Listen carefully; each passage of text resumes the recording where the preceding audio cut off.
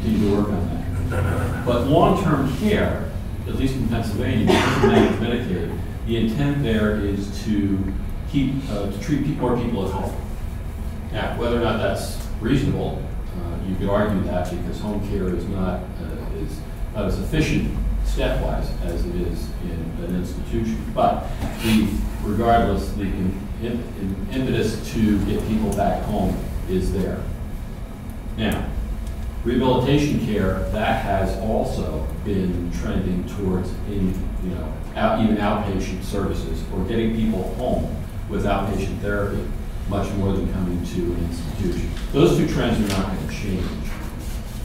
And whereas, again, I feel that because of the reputation of Claremont and the waiting list we have a tremendous waiting list for long-term care, and the businesses out there, once we can take more skilled care,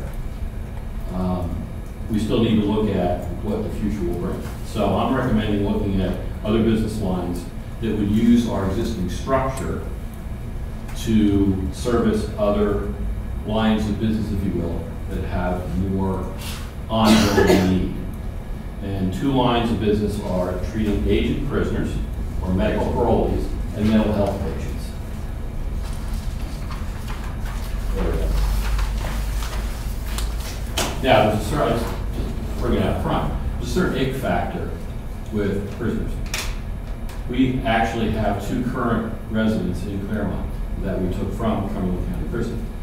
And they were both received. It was a little bit of a challenge, but they are both currently there and being served very well. 22% of the prison population is elderly, according to John Russell, Corrections Secretary. Prisons are not the most effective location to provide long-term care. Corrections this year is asking for an additional $15 million, in part to treat elderly prisoners. And as I mentioned, we currently have two former prisoners from the county and successfully treated them. Mental health patients. Andy Strite and I have had several conversations. There's 6 state hospitals in Pennsylvania which are caring for a growing population of elderly residents. And again, state hospitals are more a mental health setting rather than a clinical care, long-term care setting. And again, as physical conditions decline, the safety issue typical to a mental health facility declines. And he's talked about working on one resident of Danville State Hospital right now. But again, her clinical needs are exceeding her safety needs, her need to be in a secured unit. So that's a possibility for her. Now, she's a long-term patient, and frankly, right now we are not accepting long-term residents because they're making some moves within transitions, getting our long-term patients out there. And as I said, Annie has indicated a need for long-term care placement in Cumberland and other counties.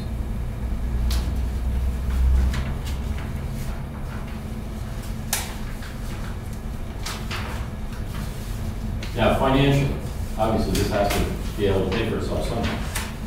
Currently, federal law prevents incarcerated people. Can we advance the slide? Oh, yeah, we could. There we go. Federal law prevents incarcerated people, in other words, current prisoners, from receiving Medicaid and Medicare funding. And the Department of Corrections is paying for that. That's why the increase requested in revenue to the Department of Corrections this year. Now, there's a trial in Connecticut. There's a 95-bed facility there that, in fact, has been allowed to receive Medicare and Medicaid funding for current prisoners. So a same or similar funding stream would be needed in Pennsylvania.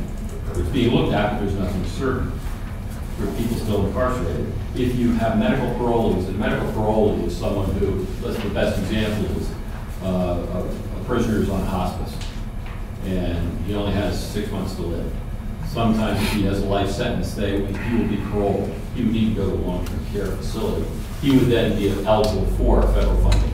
So we would be able to care for someone like that currently. But people that are still incarcerated, and again, there's a population in prison that is still there, but needing long-term care, no longer safety risk. that would require a change in funding.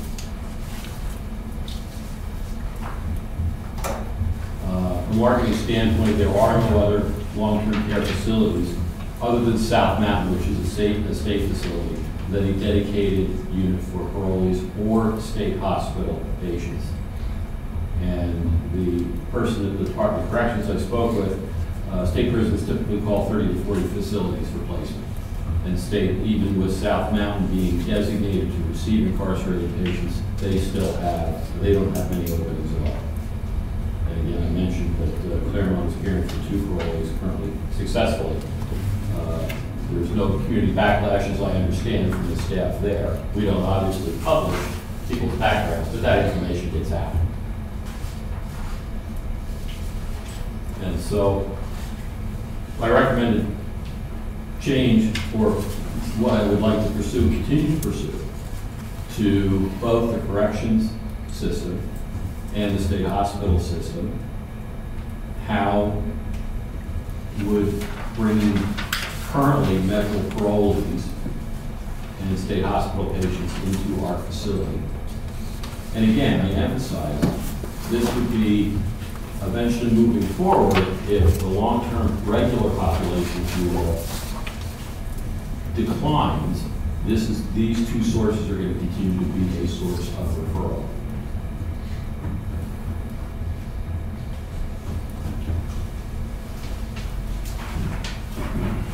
Happy to answer any questions. What's the financial model? Right now, it would be for medical parolees, Medicare, and medical assistance payment. Incarcerated people, as the thing in Connecticut is, they are able to receive that. There's nothing currently in Pennsylvania for that. But again, even for people, and that's what happened in prison, my understanding is that they had 2 folks that just didn't have any place else to go. And we took them in, and it all worked. When I say it was a little rough, it was a fairly quick process, as I understand. We need to have a longer process leading up to, okay, so what has inmate Smith done?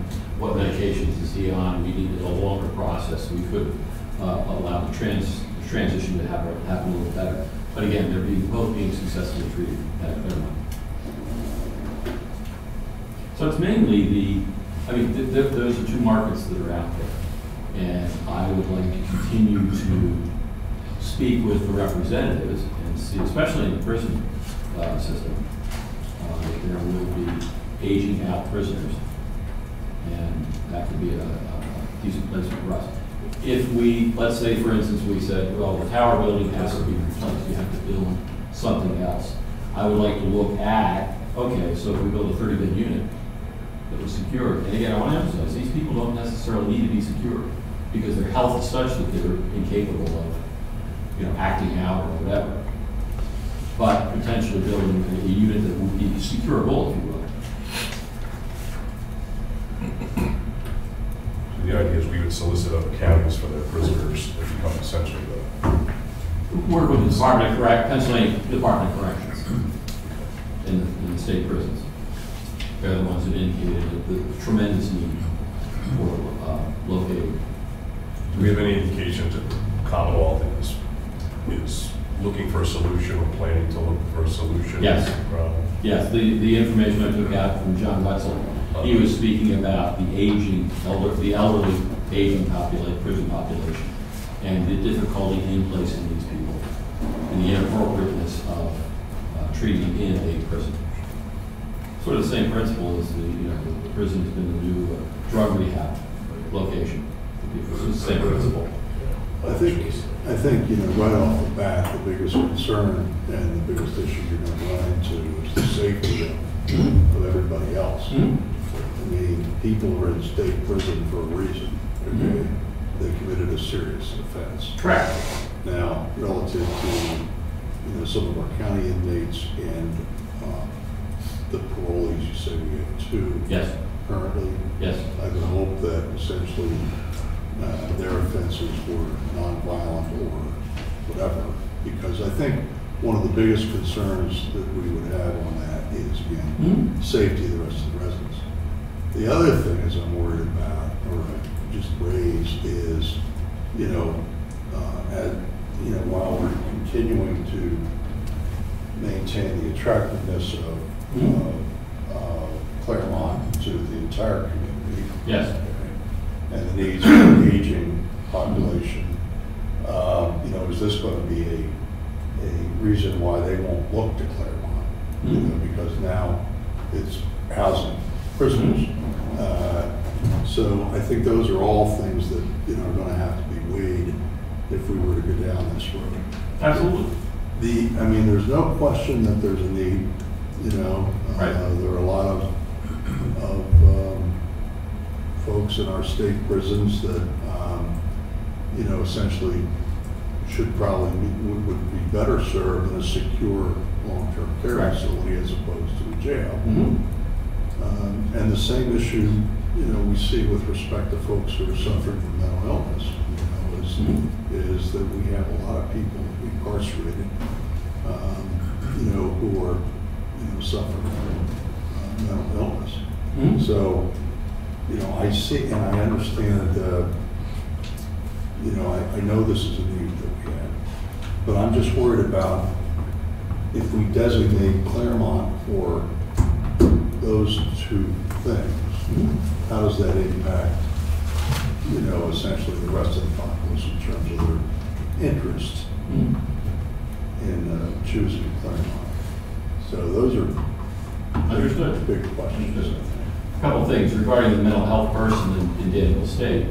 Per Annie, that person is no longer a flight risk or a danger, again, because clinical medical condition now is overriding the emotional outburst thing. It would be the same principle from prisons. You could be in there for murder, and if you are reached, then you're so debilitated that you need long-term care and you're no longer a flight risk, then that's the kind of person that we would be appropriate for. Now, I carefully say, the way I would look at this is, okay, we already have 2 prisoners. I want to continue to work with the Department of Corrections for appropriate people. I'm not saying bringing 50 people all at once. What I am representing is continuing that connection. And at some point, again, let's say the Claremont Prison Tower needs to be replaced, we build new buildings. Then I'd like to look at, okay, in 3 years, would we build a secure unit for these folks who may or may not need security, but they would just be designated as the special population field. Not dissimilar to what we have with Heritage right now, which is a secured dementia unit. All right, so in other words, we're going to really, if we follow this path, we're going to essentially vastly increase the percentage of our population that is Medicaid-based. So, Dana, what's the financial impact on us on that? We did not run numbers on that, but we have to have so many of the other types of either private pay or managed care, Medicare, to offset those expenses.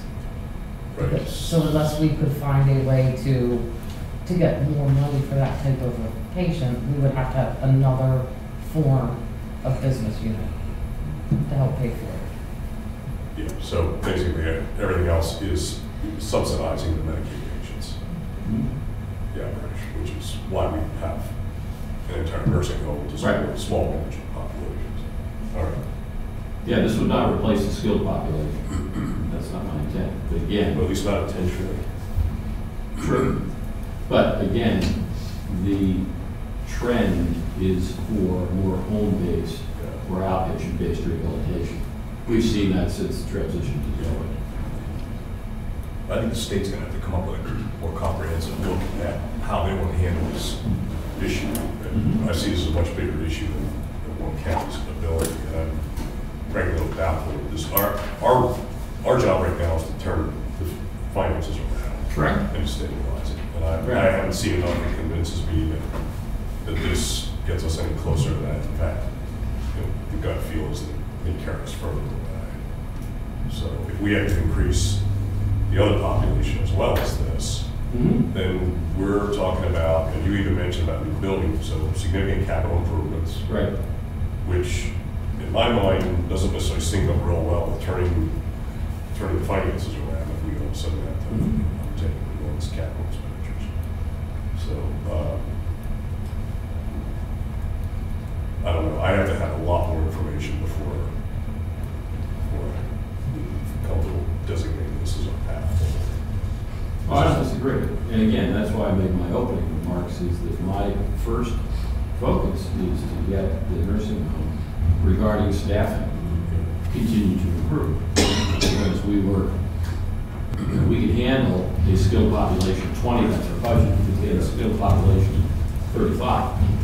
It's the size, transition's 39. Let me ask this, if we turn it into largely a facility for prisoners, ex-prisoners, whatever the mix is, are we anticipating that might make our staff recruiting any more difficult? I don't think it'd matter, because it's long-term. That's why, and again, that's the X factor of talking about prisons. We already have 2 prisoners, ex-prisoners now in the facility. And to this point, I just know that there's a market that corrections has a great need for that. And I'd like to continue to speak with them about appropriate people, not 15 or 20, but, just 1, 2, 3 at a time. At such a point in time, if managed Medicaid is successful and all of a sudden our Medicaid population in the county is able to be treated at home, which I have a question about whether that's going to happen instantly or even happen at all. This is a source, another source. And granted, it is Medicaid. Maybe I'm being thick here, but it seems to me that our job should be to fill our beds with patients that are paying us more, not patients that are costing us more. Right. And yet, this seems to be going the opposite direction. Am I off base on that, Dana? Well, I mean, as a county home, we're already obligated, correct, to take Medicaid from day one, right? But a lot of insurance. Whereas a lot of the other nursing homes and private, for-profit sector, they don't have that obligation. I mean, it's one of the reasons why I think we have a county home. And we also know that, the way we're going is that a great number, in fact, probably a majority of people sooner or later end up on Medicaid. Correct. Right? Long-term people. Because it's, what is it, 110,000 or something is the average cost of an annual stay at a nursing home? Something like that. So raise So $1,000 a month. seniors, unfortunately, a lot of people continue to believe, well, I've got Medicare, that'll take care of me, when I go to the nursing home. And then they realize all of a sudden they end up being sick, and their Medicare only covers for what, 90 days? It only covers a skilled stay. That can be up to 100 days. It's no more than 100. Yeah, 100 days. Correct.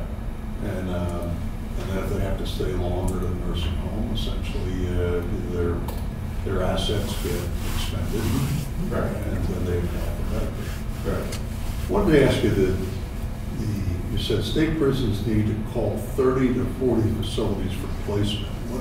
Placement of a medical parole person, a person who has a significant long-term care need, and because nursing homes don't want to take them. I mean, let's face it, that's just the... So they keep calling around until they can Correct. find a place that will take. Correct. Correct. And meanwhile, they're being treated in the prison system, which is not the ideal place for one to get. Yeah. Well, we've got some folks in the Cumberland County Prison that, are being treated too. I mean, and it's a cost that's borne by the taxpayers. Right. I mean, all the health care is taken care of when you're in jail, right? And it's taken care of. Yeah, And correct. not using Medicaid. That's correct. And again, to be clear, I think it was a previous warden, Earl Brights, who retired recently, who said that if you become an inmate, you have universal health insurance. That's correct. Universal health care. Right. And just to be clear, the Connecticut model allows access to Medicare and medical assistance care. So frankly, most of those people in that 95-bed nursing home are probably on Medicaid. But if somebody has a skilled need, they would have access to Medicare as well. But again, Medicare, that's like our short-term, it should fall by definition short-term. You get more money, but it is short-term. So one of the areas that we kind of specialize in is our dementia Correct. care unit. Correct. And, I mean, I think that, continues to be something that should be a selling point for Claremont. The other thing is our short-term rehab. Mm-hmm. Going back to the short-term rehab. Mm-hmm. And I understand what you're saying is, they seem to be trying to push in the direction of more, home and community-based care, and maybe outpatient therapy and all that. But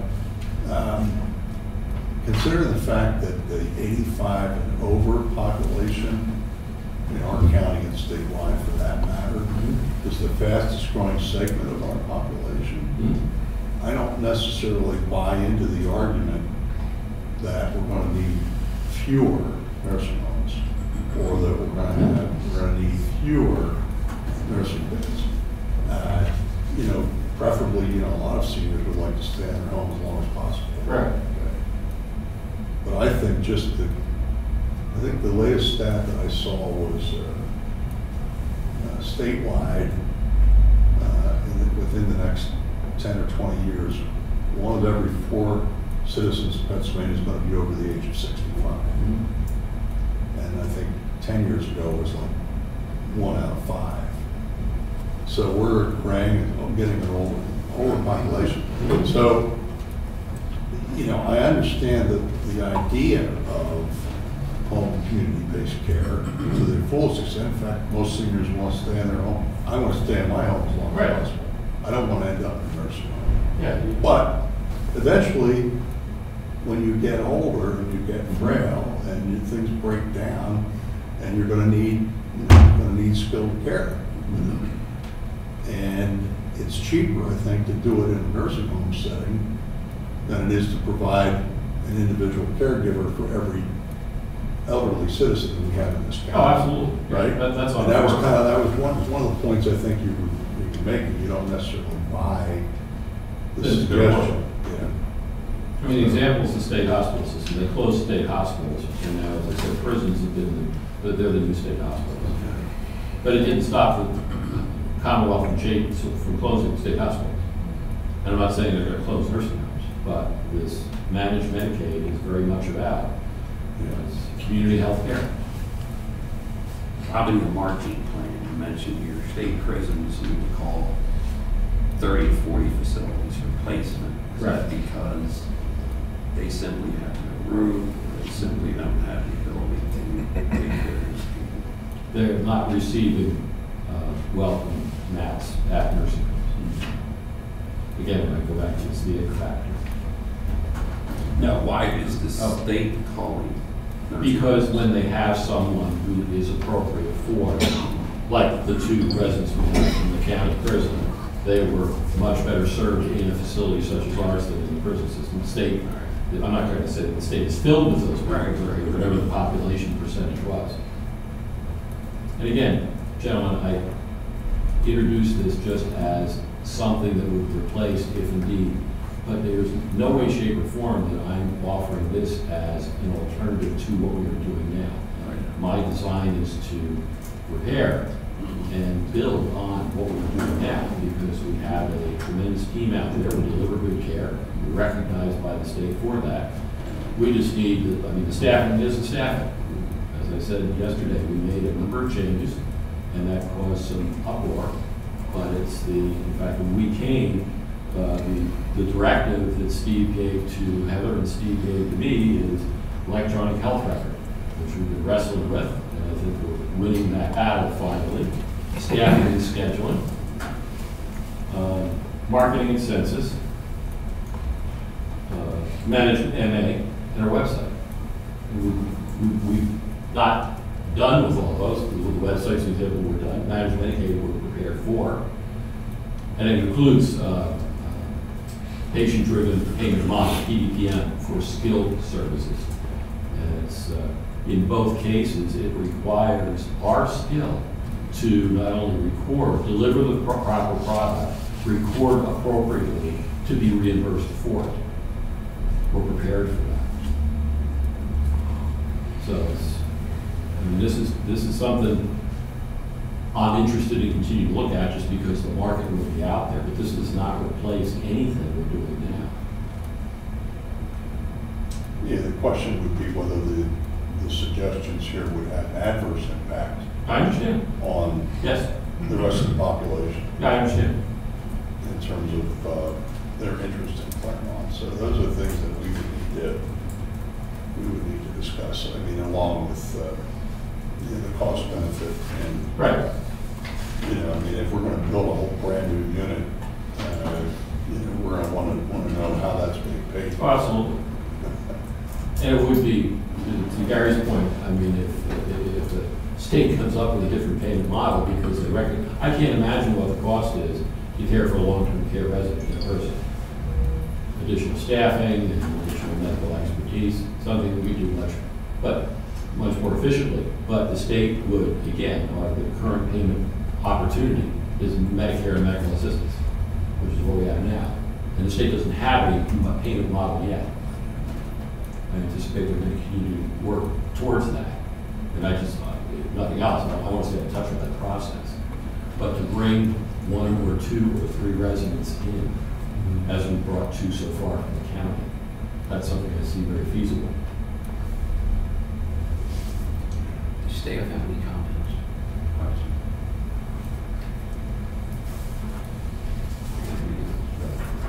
Bob, anything else? That's it. Thank you, sir. Thank you. Thank you.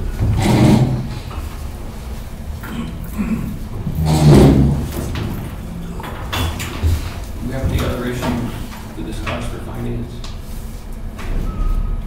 Is there a motion to adjourn? Or adjourn? Thank you.